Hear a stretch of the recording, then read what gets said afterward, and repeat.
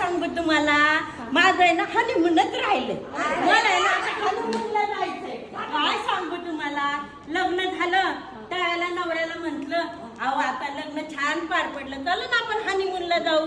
तर माझा नवरा म्हणतो, कसा आता लग्नात एवढा खर्च झाला ना, आता कसला हनीमून, जाऊ आपण नंतर. काय सांगायचं नवऱ्याला, आत्ताच हनीमूनला जायचं असेल.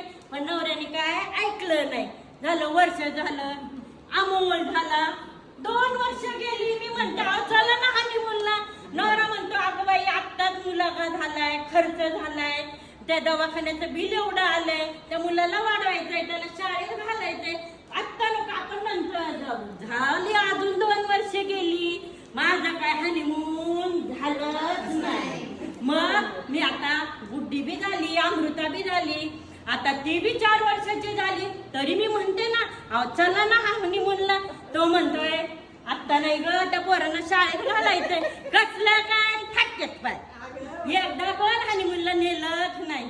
मग काय म्हणते, अहो आता तरी चला 10 वर्ष झाली, अजून मला हनीमून काय कळलंच नाही बघा. मग म्हणतो कसा, आणि मला म्हणतो कसा, अगं आता दिराचं लग्न करायचंय, नंदेच्या शाळेचं आहे, कॉलेजचं वर्ष आहे तिचं, तिला पैसा लागल, आता नको हनीमूनला जायला. झालं माझं तर डोकंच आऊट झालं. मी काय म्हणते, हे असला कसला नवरा आहे माझा, हनीमूनला मी नेत नाही.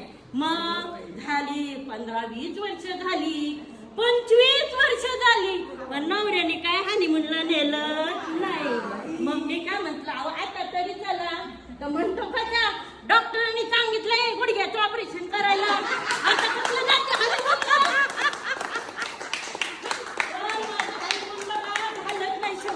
आता मी मैत्रिणींना सांगते, हे बघ तुम्ही कधी गेला, तुमची पोरं गेली तर मला आहे ना हनीमूनला तर मला घेऊन जा बरं का.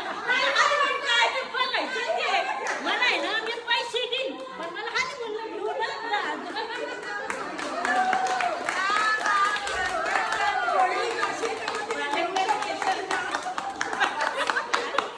तुम्ही नेणार काय ना हनीमूनला?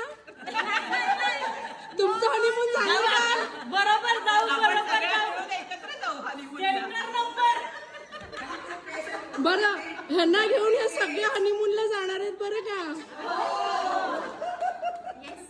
आम्ही सगळे जाणार आहोत हनीमूनला हिच्या बरोबर.